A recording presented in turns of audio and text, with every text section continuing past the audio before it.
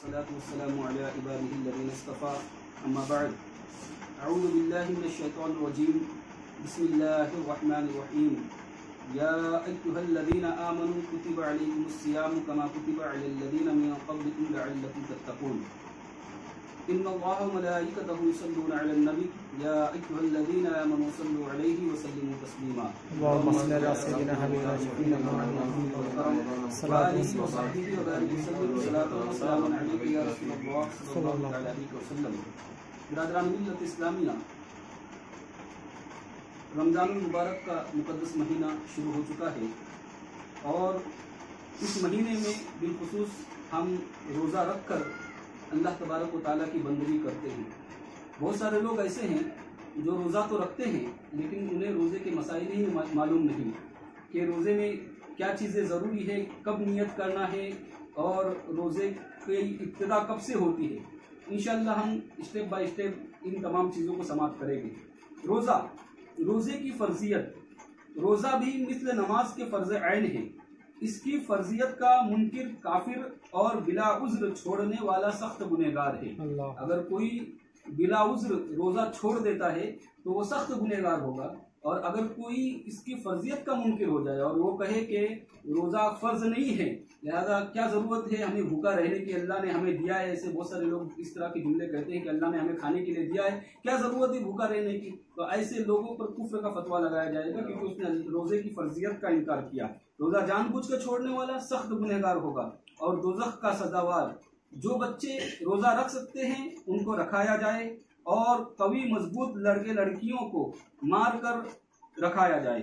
यानी अगर वो बड़े हैं 10-11 साल के तो उनके ऊपर सख्ती की जाए बाज़ाब्ता, और वो रख सकते हैं तो वहीं से शुरुआत करनी, क्योंकि 12-13 साल के बाद बच्चा बालिग हो जाता है और बालिग होने के बाद रोज़े फ़र्ज होते हैं। तो उससे पहले ही उस पर उसके लिए आदत उसको लगना चाहिए, इसलिए पहले ही उस पर सख्ती की जाए।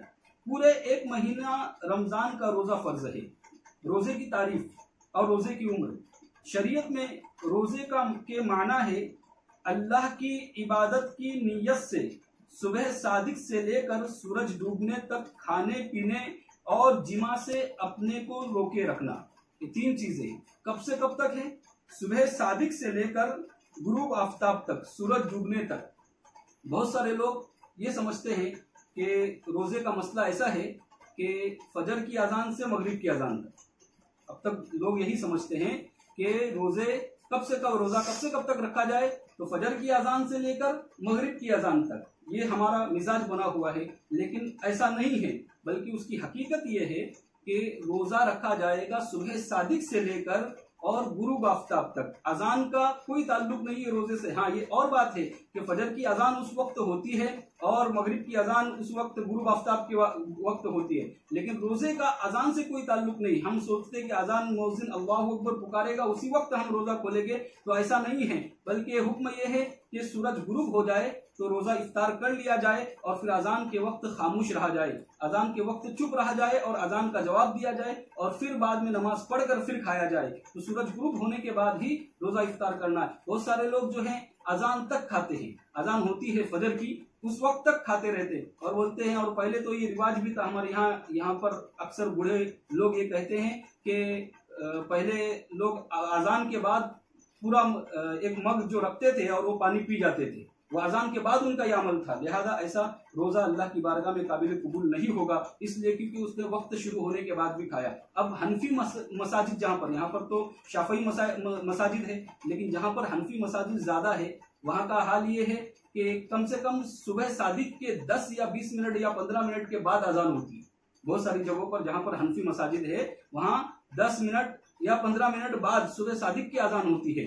तो अब ऐसी सूरत में अगर कोई 10 मिनट बाद बल्कि सुबह सादिक अजान से 5 मिनट पहले भी खाएगा तो ऐसी सूरत में उसका रोजा नहीं होगा। इसलिए मुअज्जिन अगर कहे कि रोजे का वक्त, इफ्तार का वक्त, सहरी का वक्त खत्म हो गया है, तो फिर हमें चाहिए कि अब हद रोक दे। हाँ, मुअज्जिन के कहने के बाद भी 5 मिनट बाकी रहते हैं, एहतियातन वो पहले ही कह देते हैं, लेकिन 5 मिनट फिर भी बाकी रहते हैं, तो कोशिश ये की जाए कि मुअज्जिन जब पुकारता है हमारे यहाँ पर तो उसके बाद फौरन तैयारी की जाए और उसके बाद ना कुछ खाया जाए और ना कुछ पिया जाए। और इसी तरह अजान का मगरिब के इंतजार करना जरूरी नहीं है, रोजे के लिए। हाँ, अगर आपको पता है कि सूरज इतने बजे गुरूब होता है तो फिर उस वक्त हम रोजा इफ्तार कर सकते हैं। ये रोजे की हद है कि कब से कब तक रोजा रखना।